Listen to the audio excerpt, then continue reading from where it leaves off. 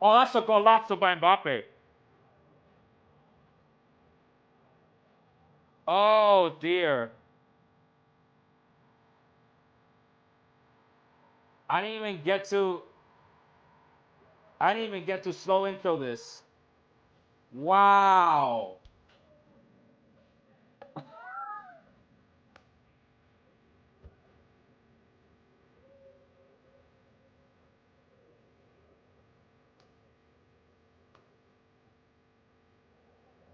Wow. I didn't even get to slow intro us today.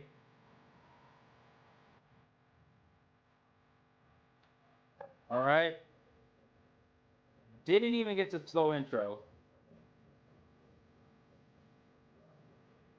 Wow. Well, might as well go live now. We might as well go live now. I didn't even get to play the music fully, and Mbappe scores in the 3rd minute. How about that?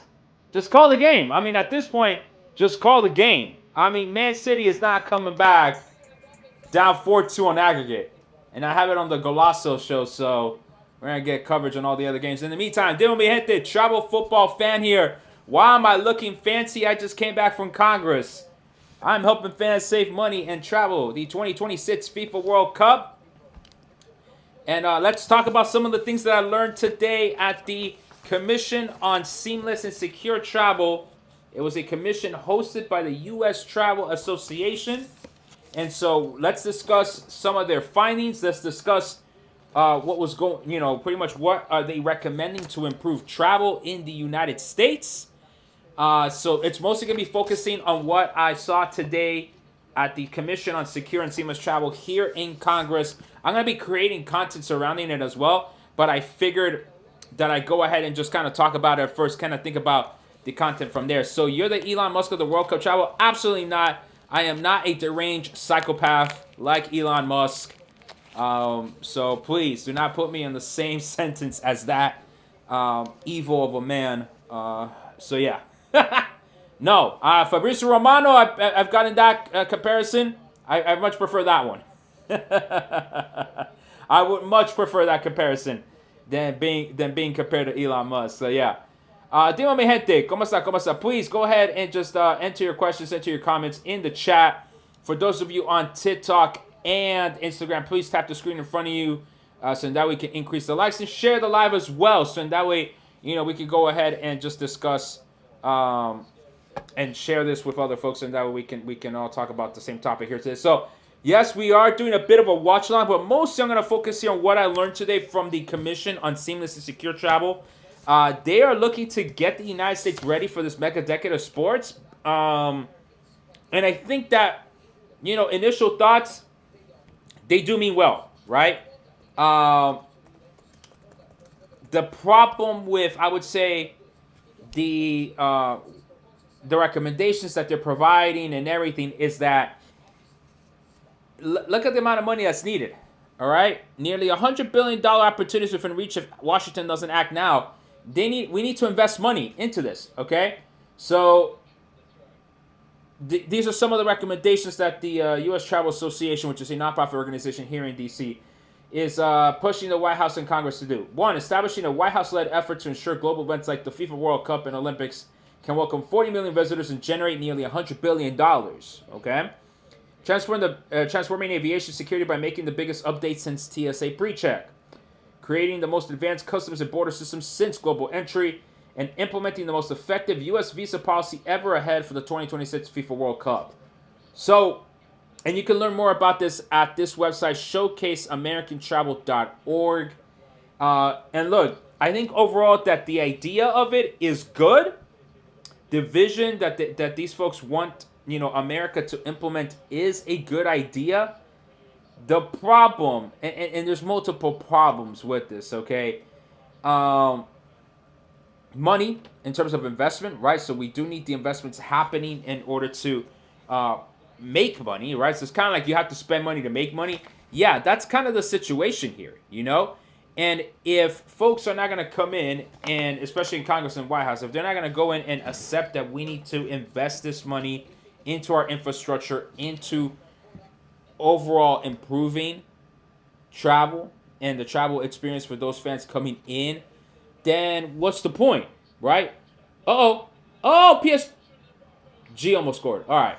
Well, then PSG kind of has this on lock. They're up 3-0 in the aggregate, so they should be good to go. But anyway, so let's just take these four ideas, right? Just these four ideas alone.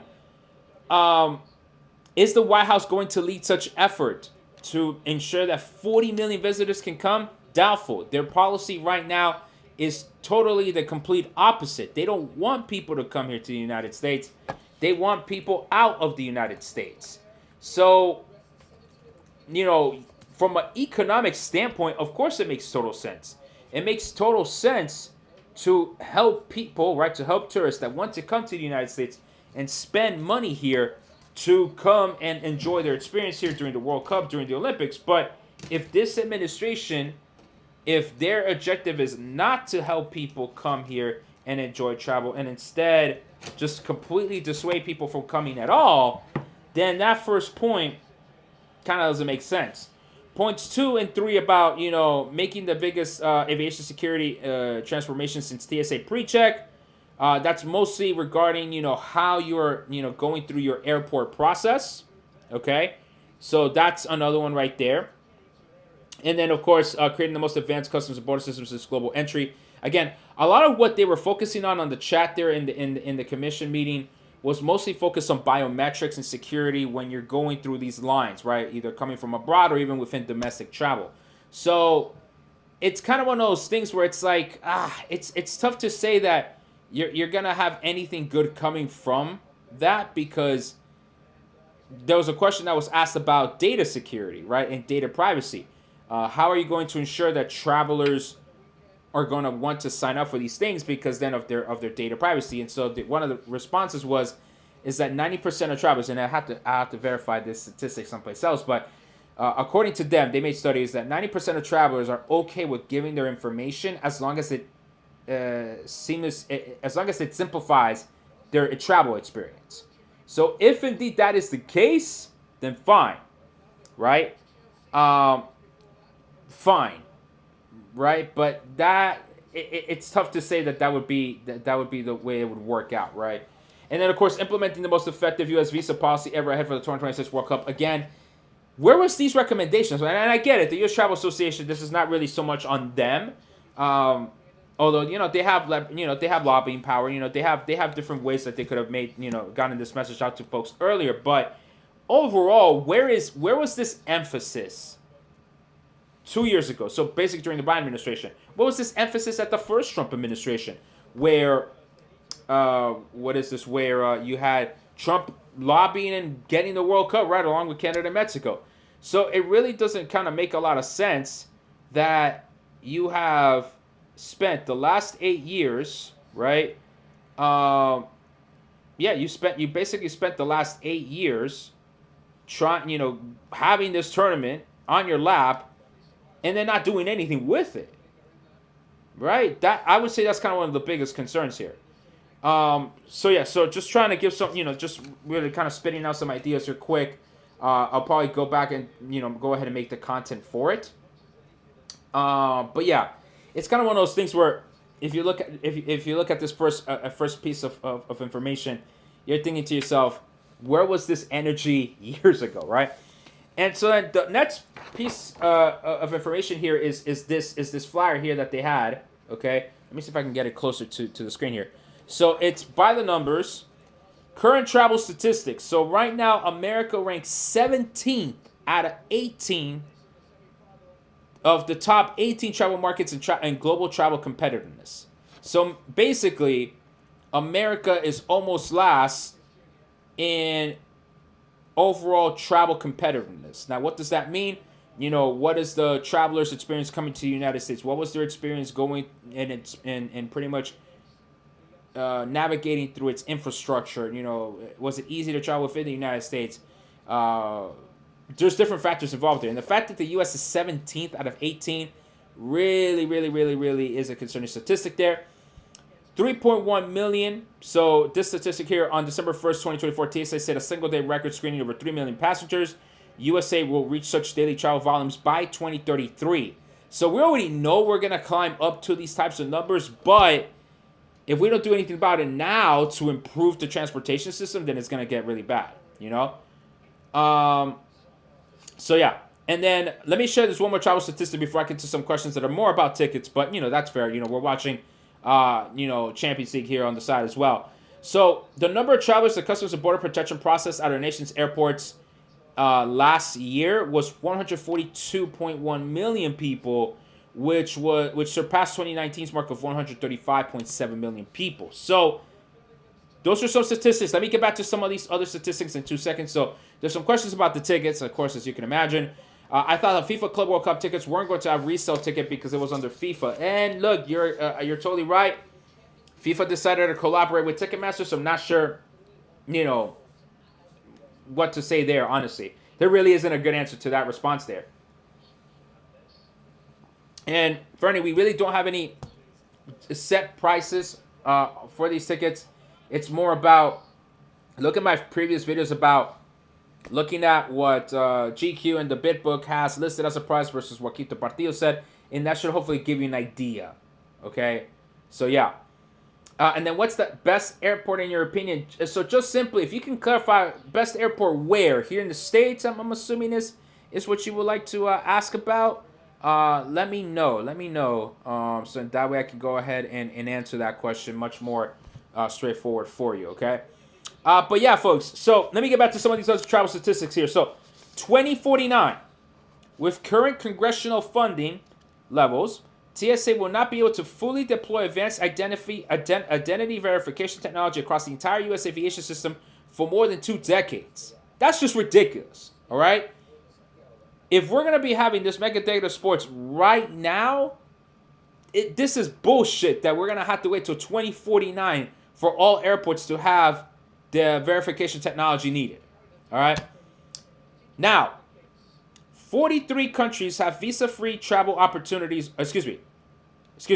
Let me repeat here. So visa-free travel opportunities are low, meaning visitors from only 43 countries can visit the U.S. visa-free compared to 102 countries of the United Kingdom.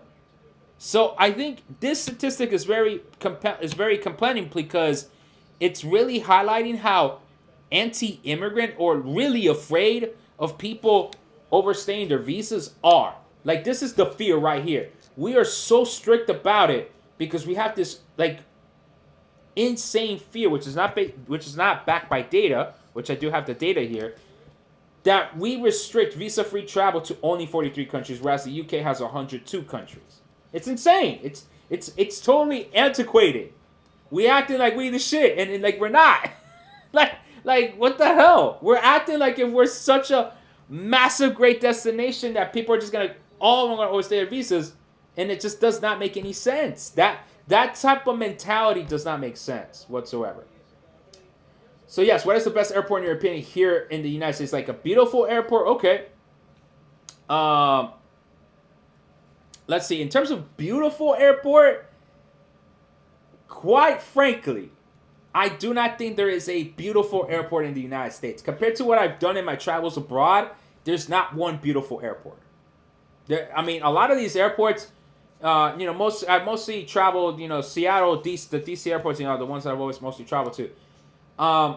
Beautiful? I don't know about beautiful, to be honest. All the beautiful airports are international. I would say there's not. Is there more effective airports here in the United States compared to other ones? Dulles could be effective, and I know it's kind of more of a homer take because I live here in the DC area. Yeah, I don't know if I've ever had a clean travel experience here in the United States, and that should tell you something. You think they'll have package tickets? Probably, yeah. For the regular tickets, yes, they will, but just later. So yeah. Miami? What? Miami is a beautiful airport? Absolutely not. I'm from Miami. Absolutely, Miami is not a beautiful airport. It's not even beautiful nor efficient. I'll tell you that straight up. All right. Now, the other thing here from the U.S. Travel Association, right? The other statistic here. Visa wait times are high, with visitors requiring a visa experience wait times that can exceed 6 months or even a year. Y para los colombianos, it's almost 2 years. It's absolutely ridiculous, right? So if we're going to go ahead and have those roadblocks for people to travel to the United States, then people are not going to want to come to the United States. One of the skeets, I think that's what they're calling it now on Blue Sky, one of the skeets that I was able to fire off while they were having this conversation. In 2019, the United States had a $10 billion travel surplus, meaning there were more visitors from abroad coming here to the U.S. to spend their money here than U.S. travelers going abroad. So again, 2019, we had a $10 billion surplus in travel. In 2024, we have a $40 billion deficit. So that means there are more Americans traveling abroad and spending their money abroad than foreign travelers coming to the U.S. Okay? Now, the commission really did focus a lot about streamlining the process. You know, visa wait times are very long, and a lot of that is true. Don't get me wrong. If you do fix even some of these problems, yes, you will get more travelers coming back to the U.S. I will agree on that assessment. All right, but I think there's also something to be said of culture, and it's pretty obvious right now that this administration and the society that we're in right now in America is not a welcoming culture to immigrants or to foreign travelers, I would dare say. So that's probably what, you can fix all these systems and you can still have not enough travelers coming back here to flip that deficit. It's totally possible. And I think a big reason for that would be culture. One thing is telling people, oh yeah, you can get to the airport in 5 minutes, but if everyone outside the airport is a complete asshole to you, they won't support it coming here to the States, right? Am I a sports journalist? No, I'm not a journalist by trade. I'm actually a civil rights advocate. I've worked in civic engagement and civil rights advocacy work for over 10 years. That's my career. That's been my career here in D.C. I've only gotten to do this World Cup stuff in part because I'm a big soccer fan. I've done a lot of travel with Points and Miles. And so I feel like with the 2026 World Cup being here in our country, that I would be in a good position to be able to offer my travel tips and money advice, and then of course now with the politics angle to it as well, provide that type of information to followers like yourself, so like that way people understand all of these connections between politics, sports, money, and all that stuff. So that's where that comes from. So yeah, no, but thanks for the question. All right, in the meantime, please go ahead and tap the screen in front of you. So make sure we increase the likes. Let's get some shares going here. PSG scores. All right. I mean, like if that matchup was not, Dunzos, it is Dunzos now. PSG 4, Brest 0. They're Dunzos. So, yeah. Good job, Brest though, get to the what's that, round 16? Yeah.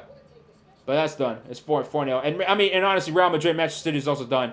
And Mbappe scoring that first goal in the fourth minute is also pretty much kind of puts out any hopes for Man City to come back, because then they'll have to score, 3 goals? Nah, Man City ain't scoring 3 goals in the Bernabeu. Not at all. All right. Let me see here. Let me share some other quick thoughts here before we end the live here. Let's see.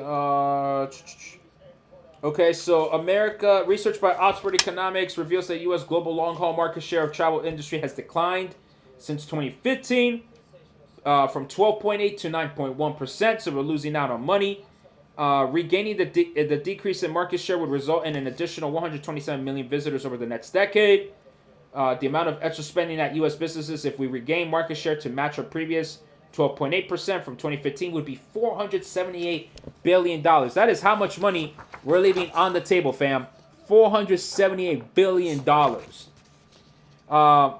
If we got back to that 2015 market share, we would have an additional 140,000 jobs that the undocumented folks are not taking away from you. Is pretty much lack of coherent policy. The projected amount that excessive visa wait times alone could cost the U.S. over the next decade by 39 million visitors who decide to travel elsewhere, $150 billion. So we would miss out on $150 billion just because we keep telling Colombians and other nationalities, oh, you have to wait 2 years to travel here. It's like, then why the hell do I want to travel over there? Like, F you, I'd go someplace else. All right? I think one important thing here that a lot of people are not understanding, I actually kind of did share this opinion to some folks at the commission, was people assume Latinos just that their travel story is migratory. It's immigration related, and not we want to have fun with our travel. You know, what I mean? You understand what I'm saying with that? Like Latinos travel for fun, and so like if you're telling Colombians that got money back in Colombia, hey yo, you gotta wait 2 years to come to the US, be like, I'm not waiting 2 years for a vacation. Let me go someplace else and spend that money over there. You see what I'm saying? So we're missing $100 billion. We lose out on $227 million.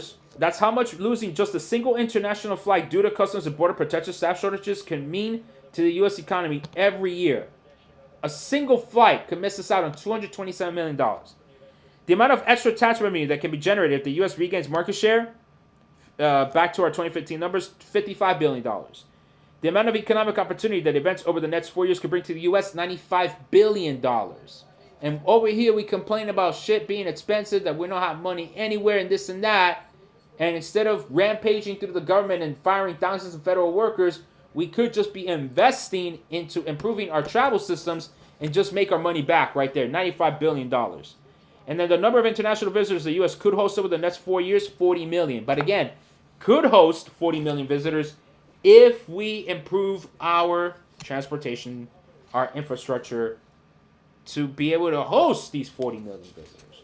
So, it's some compelling numbers, to say the least, okay? It's some compelling numbers, all right?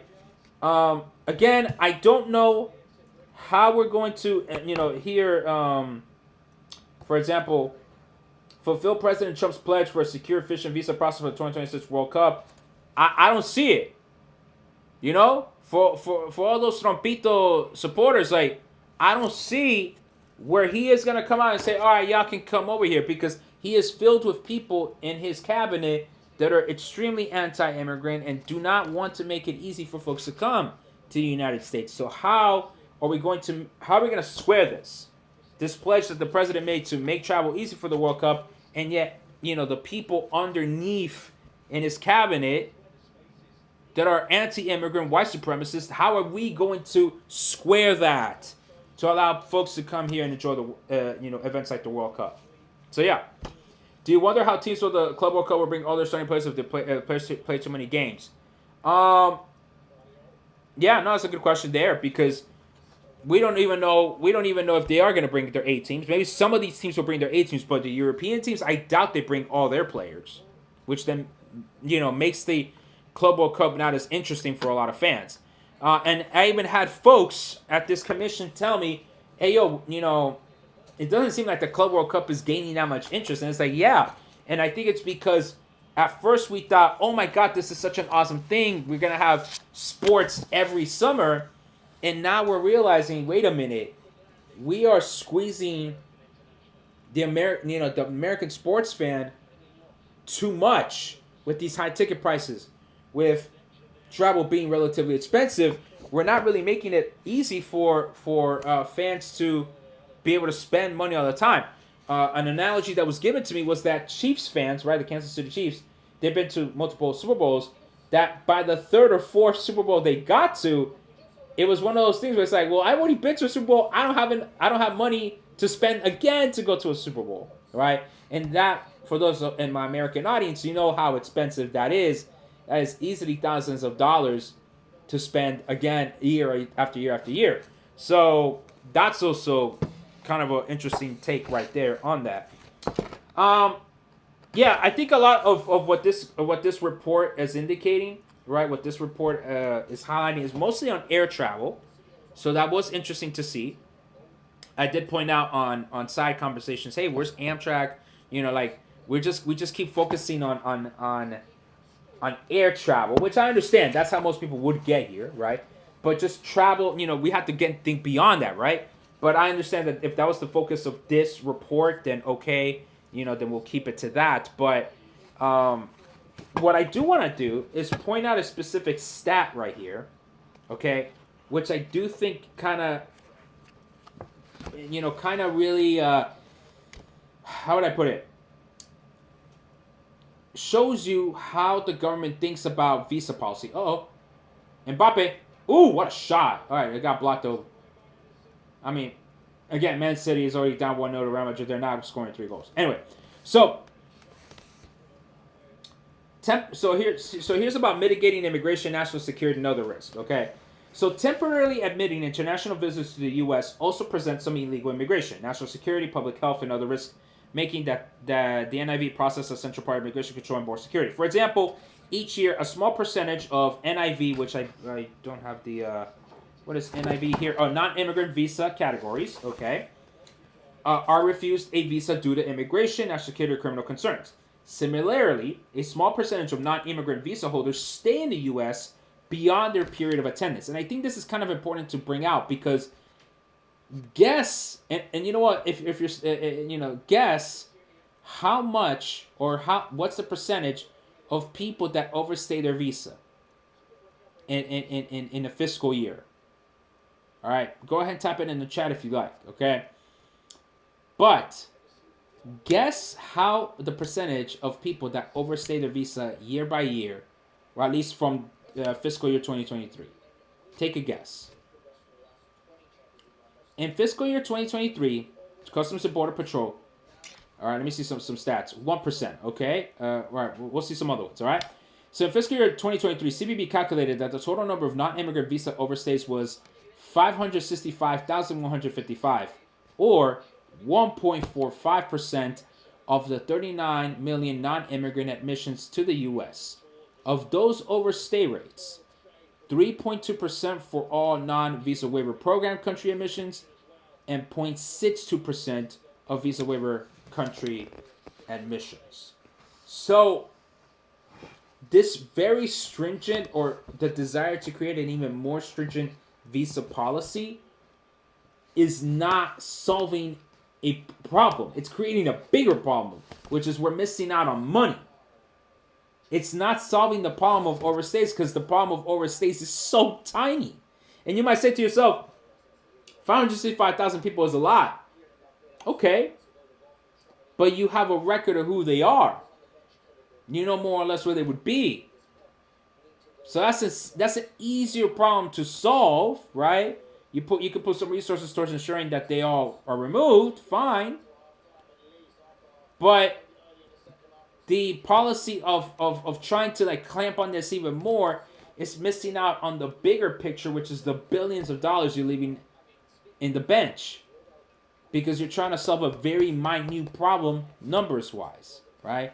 And again, for some people, 565,000 is a freaking invasion, and I'm not gonna entertain those, tropes, right? Those racist tropes there. But the reality is we're missing out on billions, fam. So it's like, you want your racism to be top, or you want the billions of dollars? Like, that's kind of really the question that we have to put to people.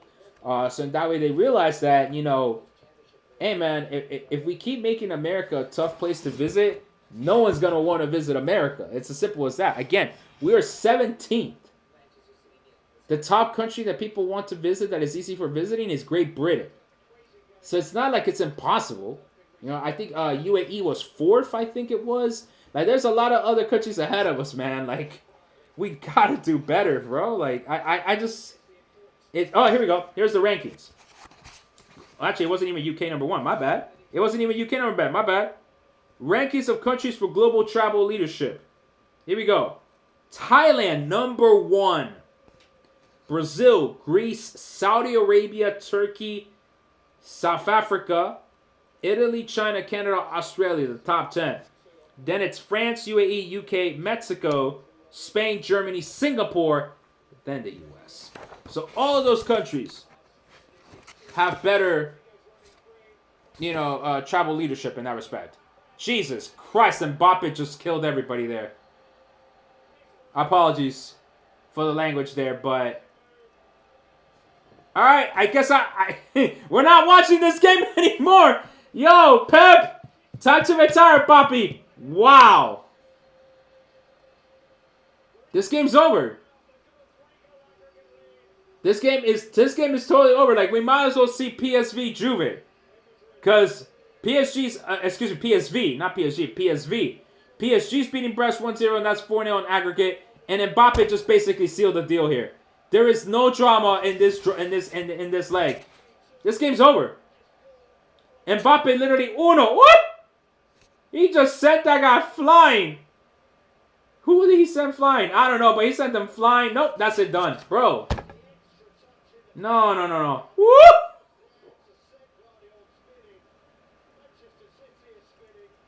That's it. Manchester City's done.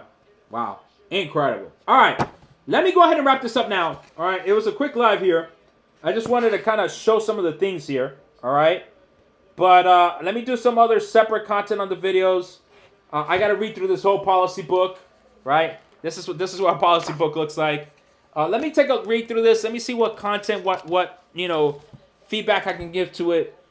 That'll probably be the focus of my content for the rest of the week. But yeah, thank you so much for joining. Look, these